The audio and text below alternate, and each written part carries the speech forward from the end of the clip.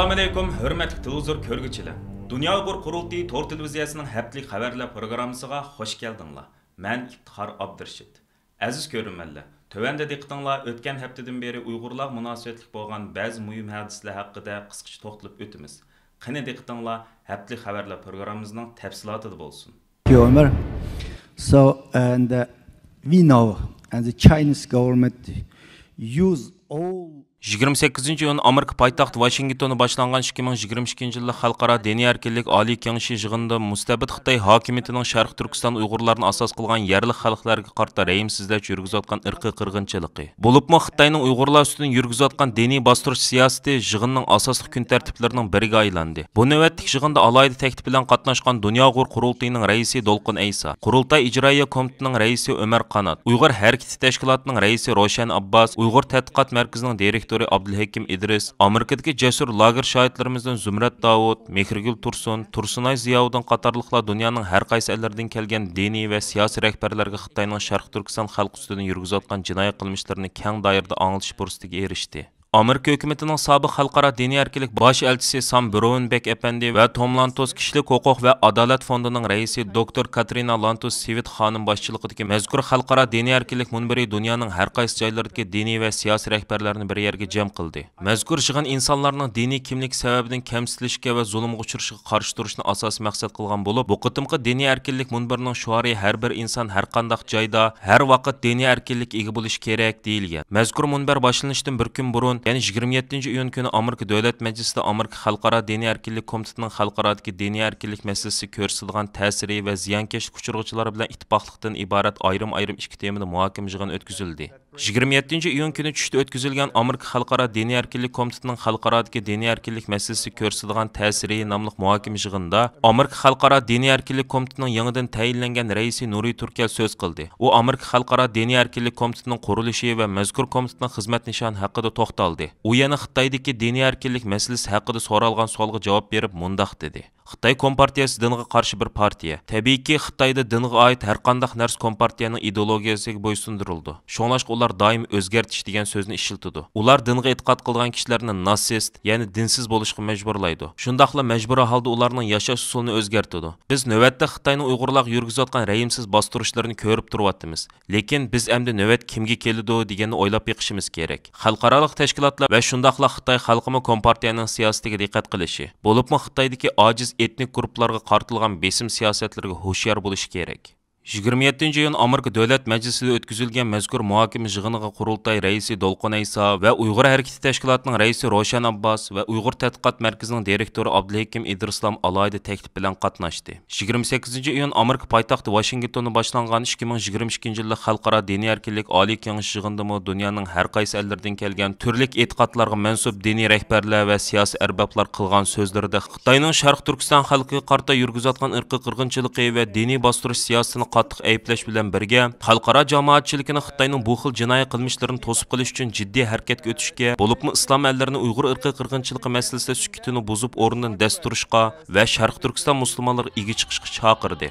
2022 yılı Xalqara Dini Erkinlik Ali Kengashining 28 iyundagi yig'ini jarayonida yana Uyg'urlar masalasi uchun maxsus bir bo'lim o'rinlashtirildi. Qurultay ijroiya komitetining raisi va Uyg'ur kishilik huquq komitetining direktori Ömer Qanat efendimning riyosatchiligida o'tkazilgan mazkur muhokama bo'limida Dunyo Uyg'ur Qurultayining raisi Dolqin Aysa, Amerika Tashqi ishlar ministrligining oliy darajalik xodimi Andrew Stafford, Amerika erkinlik saroyining muavin raisi Anni Bayjan xonim so'z qilishga taklif qilindi. Undan başqa yana Amerikadagi jasur lager shohidlarimizdan Zumrat Davud, Mehrgul Tursun, Tursunay Ziyovdan qatorliqlarimiz sahnaga taklif qilinib yig'in ahliga ularning Uyg'ur irqiy qirg'inchiligini dunyoga fosh qilish jihati ko'rsatgan fidokorliklari tanishtirildi. Ömer Qanat efendi muhokamada qilgan so'zida Xitoy hokimiyatining Sharq Turkiston xalqiga qaratgan chegara halqan bostirish siyosatlari haqida nuqtaliq to'xtalib, har qaysi ellarda yashayotgan Uyg'ur musofirlarining Xitoy hokimiyatining chegara halqan tahdid, besim va ziyonkashlikka uchrayotganligini alohida ta'kidlab o'tdi. Dolqin Aysa efendi muhokamada qilgan so'zida mustabid Xitoy hokimiyatining Sharq Turkiston xalqiga yurgizayotgan irqiy qirg'inchiligi va insoniyatga qarshi jinoyatlarni to'sib qilishning xalqaro jamoatchiligining bosh tortib bo'la olmaydigan insoniy majburiyat ekanligini ta'kidlab o'tish bilan birga Uyg'ur irqiy qirg'inchiligi masalasida Xitoy qartilgan xalqaro besimni yanama oshirish va Xitoy qarshi texmi unumli jazo tadbirlarini yo'lga qo'yishning to'limi zarurligini eskartdi. 2022 yili Xalqaro Diniy Erkinlik Oliy Kengashi 28 iyundan 30 iyungacha 3 kun davom etadi. 28 iyun Amerika poytaxti Washingtonda boshlangan 2022 yillik Xalqaro diniy erkinlik Oliy kengashi yig'inining 30 iyun o'tkazilgan yepilish marosimida mazkur kengashning qo'sh raislaridan Amerika hukumatining sobiq xalqaro diniy erkinlik bosh elchisi Sam Brownback apandi va Tom Lantos kishilik huquq va adolat fondining raisi Dr. Katrina Lantos Sweet xonimga Dunyo Uyg'ur qurultiyi tarafidan to'n kiydirilib, do'ppi taqdim qilindi. Dunyo Uyg'ur qurultiyi ijroiya komitetining raisi Ömer Qanat apandimning riyosatchiligida o'tkazilgan to'n kiydirish murosimi dunyoning har qaysi ellardan kelgan diniy va siyosiy rahbarlardan bo'lib, mingdan ortiq kishi qatnashgan 2022 yillik Xalqaro diniy erkinlik Oliy kengashi yig'inining yepilish murosimiga alohida rang qo'shdi va yig'in ahlining qizg'in olqishiga sazovor bo'ldi. Ömer Qanat apandim to'n kiydirish murosimida Sam Brownback apandi bilan Dr. Katrina Lantos Sweet xonimni, shundaqla ularga to'n va do'ppi taqdim qilish uchun Dunyo Uyg'ur qurultiyining raisi Dolqin Ayso apandimni sahnaga taklif qildi. Dolqin Ayso va Ömer Qanat apandilar murosimda qilgan so'zlarida Sam Brownback apandi bilan Dr. Katrina Lantos Sweet xonimning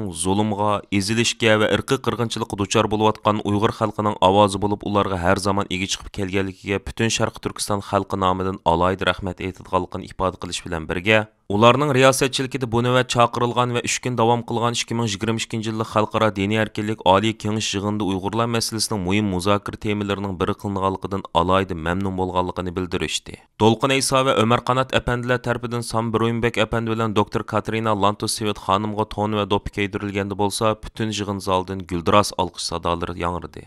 28 iyundan 30 iyungacha Washingtonda chaqirilgan 2022 yillik Xalqaro diniy erkinlik Oliy kengashi yig'iniga alohida taklif bilan qatnashgan Dunyo Uyg'ur qurultiyining raisi Dolqin Ayso, qurultay ijroiya komitetining raisi Ömer Qanat, Uyg'ur harakati tashkilotining raisi Roshan Abbas, Uyg'ur tadqiqot markazining direktori Abdulhakim Idris, Amerikadagi jasur lager shohidlarimizdan Zumrat Davud, Mehrgul Tursun, Tursunay Ziyovuddin qatorliqlar dunyoning har qaysi ellaridan kelgan diniy va siyosiy rahbarlarga Xitoyning Sharq Turkiston xalq ustidan yurgizayotgan jinoiy qilmishlarini keng doirada anglatish fursatiga erishgan. Shundaqla yig'inning bir bo'limi maxsusla Xitoyning Uyg'urlar yurgizayotgan chegara halqan bostirish siyosati haqida muhokama olib berish ajratilgan edi. Navbatda Amerikada xizmat ziyorati bo'layotgan va bu jarayonda Washingtonda chaqirilgan 8-navbatlik Tibet masalasi bo'yicha dunyo parlamentarlar yig'iniga qatnashgan Dunyo Uyg'ur qurultiyining raisi Dolqin Ayso apandim 26 iyun yakshanba chaqirilgan Dunyo Uyg'ur qurultiyi umum vakillar to'g'ri yig'inida qilgan so'zida qurultayning kelgusida Uyg'urlar masalasi bo'yicha dunyo parlamentarlar yig'in chaqirishning muhimligi va zarurligini alohida ta'kidlab o'tdi.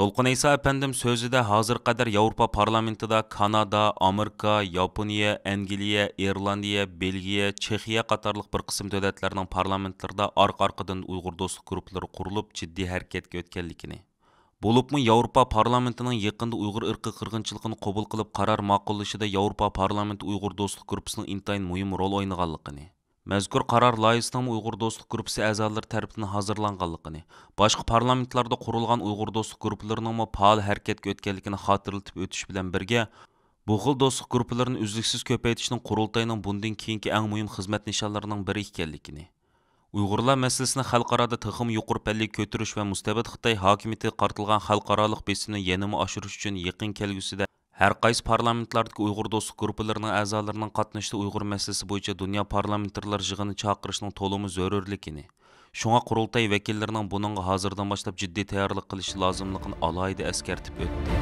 Mustabid Xitoy hokimiyatining navbatda Sharq Turkiston Uyg'urlarni asos qilgan yerli xalqlarga qarta rəhimsizliklar yurgizayotgan irqiy qirg'inchiligining, bo'libmi jazo lagerlari tuzimining eng asosli boshlanish nuqtasi hisoblangan 5-iyul Urumchi qirg'inchiligining 13-yillikka yaqinlab kelayotgan bir paytda, dunyoning har qaysi ellarida faoliyat olib berayotgan Uyg'ur tashkilotlari 5-iyul kuni keng ko'lamli norozilik namoyishlari va xotirlash faoliyatlari o'tkazishga hozirlanmoqda. Dunyo Uyg'ur qurultiyining 5-yil Urumchi qirg'inchiligining 13-yillik munosabati bilan e'lon qilgan chaqiriqnomasida muhojiratdagi qarindoshlarimizga xitoban mundoq deyilgan. Urumchi qirg'inchiligining 13-yilligini xotirlash faoliyatini butun dunyo miqyosida mustabid kommunist Xitoy hokimiyatiga qarshi zo'r ko'lamli norozilik harakatiga aylantirishimiz lozim. Shuning uchun Dunyo Uyg'ur qurultiyi rahbarlik hay'ati 5-yil Urumchi qirg'inchiligining 13-yilligini xotirlash haqida tövandikidek qarorlarni oldi. Birinchi, yaqinda oshkorlangan va xalqaroda intayin zo'r ta'sir qo'zg'agan Şinjan saqchi hujjatlari bu qitimqi Urumchi qirg'inchiligining 13-yilligini xotirlash faoliyatining asosli shuari va yetakchi yetakchi ideyasi qilindi. Bu sababdan Şinjan saqchi hujjatlaridan o'rin olgan ichinishli ko'rinishlar Dunyo Uyg'ur qurultiyi tarafidan maxsus digitallashtirildi. Har qaysi ellarda elib beriladigan norozilik va xotirlash faoliyatlarida bu ko'rinishlarni bir tutash holda qo'llanish uchun qurultiyimiz tashkilotlarimizni va siyosiy faoliyatchilarimizdan digitallashtirilgan bu o'lchamli ko'rinishlar bilan ta'minlaydi. Ikkinchi, Urumchi qirg'inchiligining 13-yillik munosabati bilan Şinjan saqchi hujjatlari asosida BDT kishilik huquq komitetiga, Yevropa ittifoqi va Yevropa parlamentiga va Amerika boshchiligidagi g'arb ellarining hukumat va parlamentlarga, shundaqla har qaysi xalqaro kishilik huquq tashkilotlariga Dunyo Uyg'ur qurultiyi nomidan Xitoyning Uyg'urlarga qarata yurgizayotgan irqiy qirg'inchiligi, zulm va besim siyosati fosh qilingan mazmunda norozilik maktubi yo'llandi. Har qaysi ellarda faoliyat olib berayotgan tashkilotlarimiz va siyosiy faoliyatchilarimizning qurultiyimiz tomonidan bu vaqtda hozirlangan bayonot va norozilik maktubini bir tutash holda qo'llanishini umid qilamiz. Uchinchi, har qaysi ellarda faoliyat olib berayotgan tashkilotlarimiz va siyosiy faoliyatchilarimizning qurultiyimiz tomonidan bir tutash holda hozirlangan norozilik maktubi asosida Urumchi qirg'inchiligining 13-yillik munosabati bilan o'zdir turishliq davlatlarning hukumat va parlamentlarga, shundaqla o'zdir turishliq davlatlarda faoliyat olib berayotgan har qaysi kishilik huquq tashkilotlari va ommaviy tashkilotlarga mustabid Xitoy hokimiyatining xalqimiz ustidan yurgizayotgan irqiy qirg'inchiliklari fosh qilingan norozilik maktubi yo'llashini iltimos qilamiz. 4. Urumchi qirg'inchiligining 13-yillik munosabati bilan har qaysi tashkilot va jamoatlarimizning o'zdir turayotgan davlatlardagi turk islom tashkilotlarini, kishilik huquq tashkilotlarini va boshqa ommaviy guruhlarni safarbarlikka keltirib, ularning hamkorligi va qatnashida bir tutash holda Xitoy qarshi keng ko'lamli birlashma norozilik namoyish uyushtirishni talab qilamiz. 5. Urumchi qirg'inchilik yuz bergan 5-iyul kundan 7-iyul kunigacha dunyoning har qaysi ellarda yashayotgan Uyg'urlar agar o'z turishliq davlatlarining qonuni yo'l qo'ysa, uyining balkonlariga va mashinalariga birdek holda Sharq Turkistonning oyul tuzliq ko'k bayrog'ini qadashga tirishishi va bu orqali o'zlarining Xitoyga bo'lgan noroziliklarini bildirishi lozim. 6. Bütün Sharq Turkiston tashkilotlari va siyosiy faoliyatchilarimiz 5-iyul kundan e'tiboran 3 kungacha o'zlari boshqarayotgan internet sahifalarini, ijtimoiy taratqularni qaraytishini va rangsiz shaklda davomlashtirishini talab qilamiz. 7. Dunyoning har qaysi joylarida yashayotgan Uyg'ur qarindoshlarimizdan Urumchi qirg'inchiligi yuz bergan 7-oyning 5-kundan boshlab bir haftaga to'y-to'kin o'tkazmaslik, o'ltirish va turli shakldagi ko'ngil etish faoliyatlarini olib bormaslik orqali o'zlarining 5-iyul shahidlarga bo'lgan ta'ziyasi va hurmatini izhor qilishni iltimos qilamiz. 8. Dunyo Uyg'ur qurultiyi diniy ishlar komitetining bir tutash tashkillashi ostida 5-iyul kuni dunyoning har qaysi ellarida bir tutash holda 5-iyul shahidlarini yod etish, ularning ro'yi uchun nazar chiroq va duo takbir faoliyatlarini uyushtirish lozim. Bo'libmi namoyish qilish imkoniyati bo'lmagan davlatlardagi tashkilotlarimiz va siyosiy faoliyatchilarimiz bu faoliyatga alohida ahamiyat berishi, hozirdan e'tiboran buning tayyorlik xizmatlarini jiddiy boshlashi lozim. 9. Dunyo Uyg'ur qurultiyi markaziy organi va Dunyo Uyg'ur qurultiyi tarkibidagi tashkilotlar o'zlari bilan yaqin munosabat bo'lgan chet ellik jurnalist va muxbirlarni safarbarlikka keltirib, 5-iyul Urumchi qirg'inchiligining 13-yillik munosabati bilan asosli chet el matbuotlarining maxsus xabar maqolalar va obzorlarning e'lon qilinishini qo'lga keltirish. Hozirdan boshlab ularni turli material manbalari bilan ta'minlashga kafolatlik qilish lozim. 26-iyun kuni Germaniyada boshlangan va qisqartirilgan nomi G7 deb atalgan sanoatlashgan 7 davlat boshliqlari yig'inida Uyg'urlarning majburiy emgakka silinishi yana bir qatim muhim masala qatorida tilga ilindi va yig'inning qarornomasidan o'rin aldı. Mazkur qarorda mundaq deyilgan: Biz Xitoydagi kishilik huquq masalasidan bekmi andish qilyapmiz. Shundaqla dunyoviy qimmat qarashlarini davomli himoya qilamiz. O'z navbatida Xitoyni bu haqlarga va erkinlik prinsiplariga hurmat qilishga chaqiramiz. Navbatda Tibet va Şinjandagi majburiy emgak qilmishlari bizning eng asosli andishimiz bo'lib qolmoqda. 27-iyun kuni Xitoy Tashqi ishlar ministrligining bayonotchisi Zhao Lijian Beyjonda o'tkazilgan muxbirlarning kutilish yig'inida Xitoy muxbirining bu vaqtdagi savoliga javob berib, davlatimizda hech qanday majburiy emgak mavjud emas. Aksicha majburiy emgak Amerika tuproqida davom qilmoqda deb bildirdi. Germaniyada chaqirilgan va dunyoning kuchli diqqat nazaridagi G7 yig'iniga Amerika prezidenti Joe Biden, Angliya bosh ministri Boris Johnson, Fransiya prezidenti Emmanuel Macron, Yaponiya bosh ministri Fumio Kishida, Kanada bosh ministri Justin Trudeau, Italiya bosh ministri Mario Draghi, Germaniya bosh ministri Olaf Scholz qatorliq 7 davlatning rahbari qatnashgan. Uningdan sirt Hindiston bosh ministri Narendra Modi, Janubiy Afrika prezidenti Cyril Ramaphosa, Senegal prezidenti Macky Sall, Argentina prezidenti Alberto Angel Fernandez va Indoneziya prezidenti Joko Widodo qatorliqlar taklif bilan qatnashgan. Yevropa İttifaqının prezidenti Charles Michel ve Yevropa Komissiyonuning raisi Ursula von der Leyen mehmon sifatida taklif qilingan. 27 iyun kuni yana Ukraina prezidenti Zelenskiy to'r orqali yig'inga qatnashgan. Bu navbatlik yig'inda yana 600 milliard dollar mablag' ajratib, Xitoyning bir balvoq bir yo'l strategiyasi qarshi dunyoviy uli aslaha qurilishini boshlash haqida maxsus qaror qabul qilingan. Aziz ko'ruvchilar, yuqorida diqqatingizga haftalik xabarlar programmamizning tafsilotini sundik. Keyin qitimliq sonimizgacha ko'rishgacha omon bo'lgaysizlar. Xayr xo'sh.